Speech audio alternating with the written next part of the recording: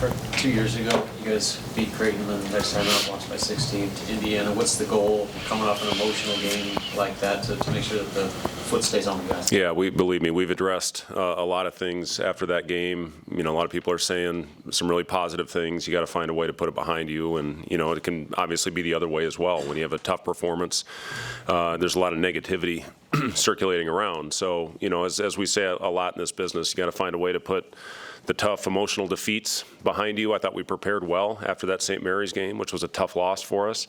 And I've liked how our team has responded and come back to work after the big win on the road at Creighton. So, you know, now it's about going out there, executing, hopefully getting off to a great start, get one more day to prepare tomorrow. And, you know, again, the biggest thing we talk about with our team is emotions, and you can't let your highs get too high. You can't let your lows get too low. You have to stay consistent with your preparation regardless of what happened in the previous game, and you're only as good as your next performance. So, you know, it's a big week for us. We're playing a good team, an athletic team that plays very fast, and a team that can really score the basketball. So, you know, if we're not sharp, if we're not on point, they're going to make us pay. I didn't mind. Have you seen the guys respond well over the past 3 or 4 days? Yeah, it was a little sluggish yesterday to start, but I liked how they responded to tough coaching and got back after it and finished the practice well. And I thought from start to finish today was a very solid day. And, you know, we're going to take them to see Gladiator 2 tonight. Excited about that, and then get one more opportunity tomorrow.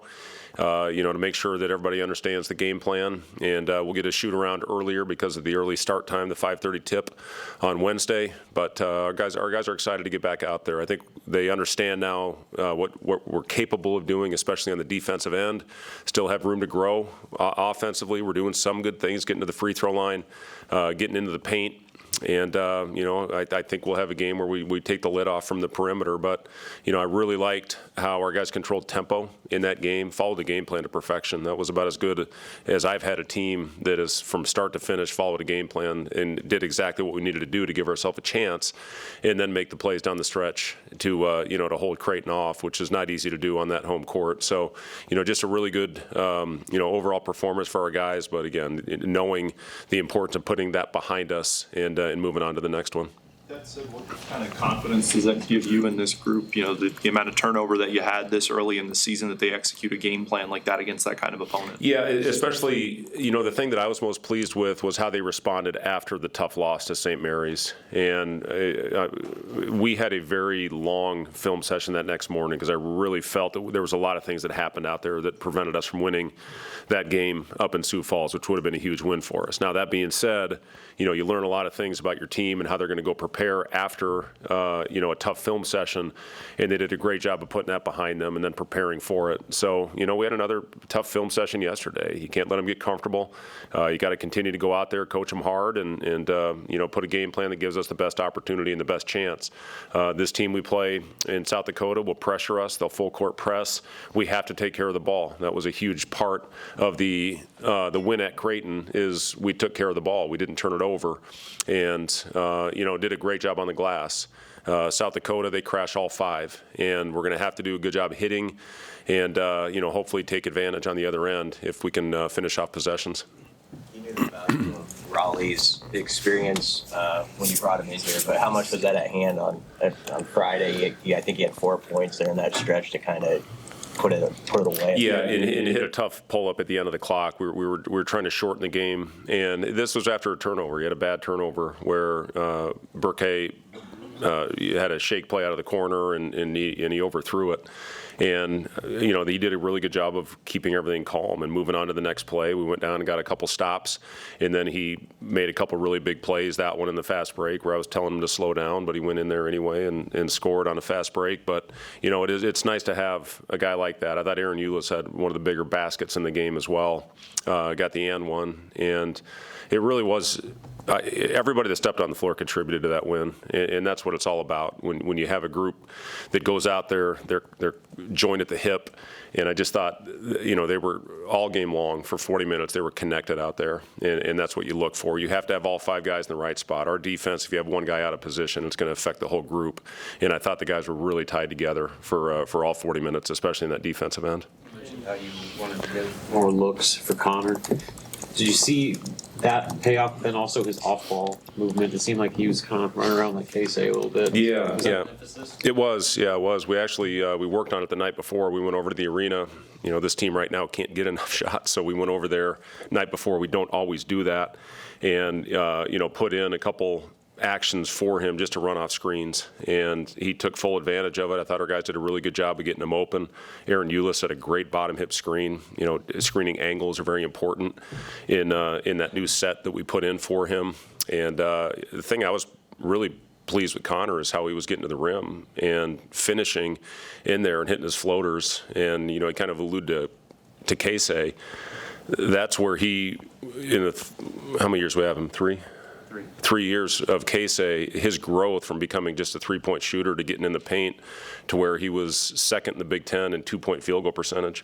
I think that was the year before, but it just speaks to the growth of his game and the development of his game, and Connor's really worked on that. He worked on it hard this summer of getting in there. The way Creighton plays, you have to take some of those mid-range shots. I know I talked about that after the game the other day, and Bryce was the first half, and then Connor got it going in that little area in the second half. But the way Kalkbrenner sits in the paint and the way they chase you in there, you have to be able to knock down some of those shots. Preparing for South Dakota, have you been able to lean on Andrew at all as a guy who was in their conference for a few years? Not really. I mean, the way they're playing right now, I think is a little different than when Andrew was there.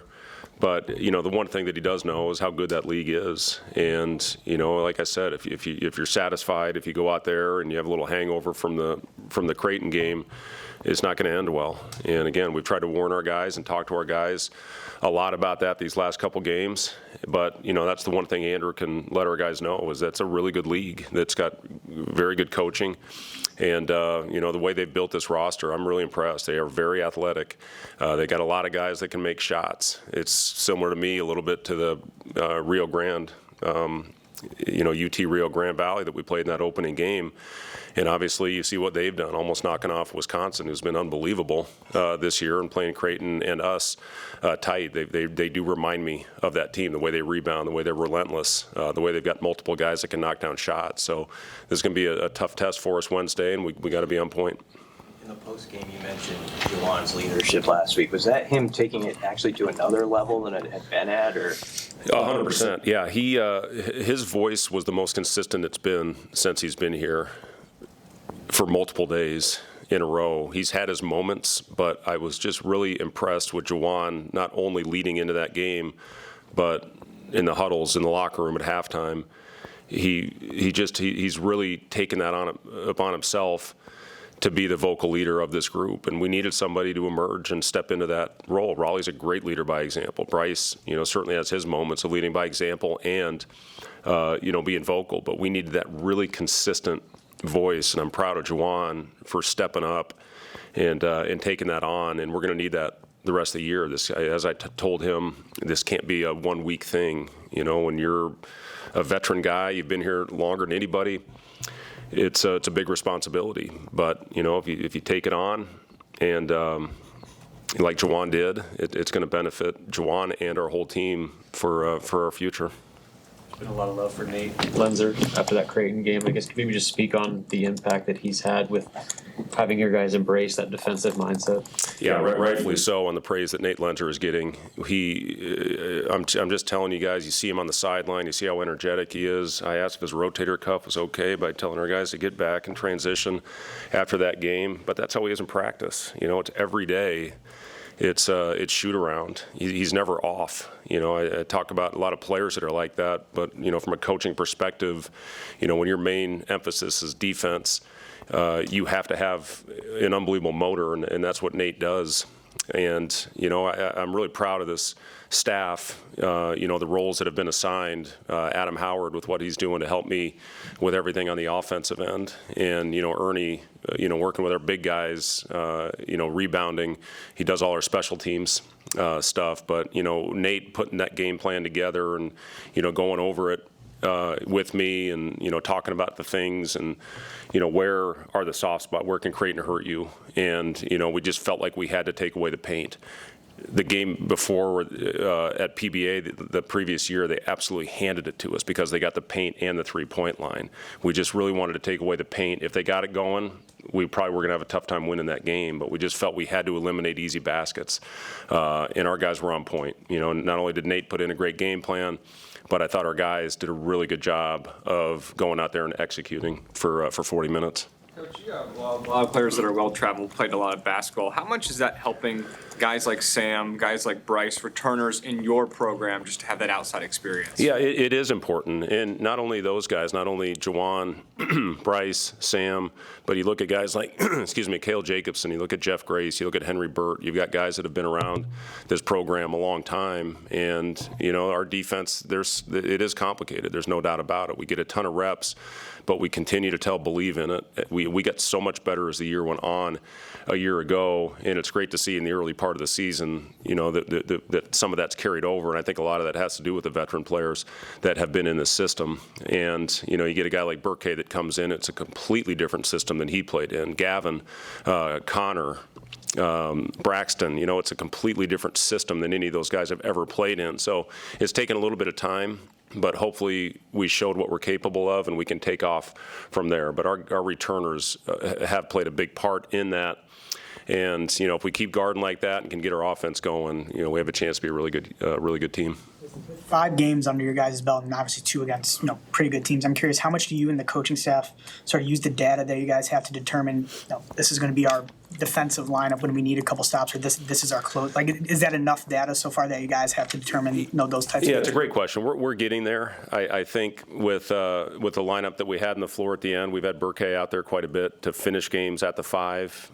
Sam, obviously, he's helped us win a lot of games on the defensive end these last couple of years. So he's generally going to be out there. Bryce, Jawan, you know, you got 4 really good defenders out there. And then, you know, you figure out who the other guy is going to be, you know, with Jawan, you know, out there. So we got 5, you know, defensive lineup that we feel pretty good about. And then, you know, we've subbed offense, defense there at the end as well to get Connor back on the floor. But, you know, it's as far as the data, yeah, we get those reports after every game as far as 5-man lineups, you know, pairs, you know, 3-man, who the best defensive lineups are, best rebounding team, and then who's going to give you the best chance to put the ball in the basket. But, you know, defensively is where we felt like we had to win that game the other night just because we had to slow it down and muck it up. And, you know, I think we had the right group out there for the most part. Anything else, Coach? All right, thank you, guys.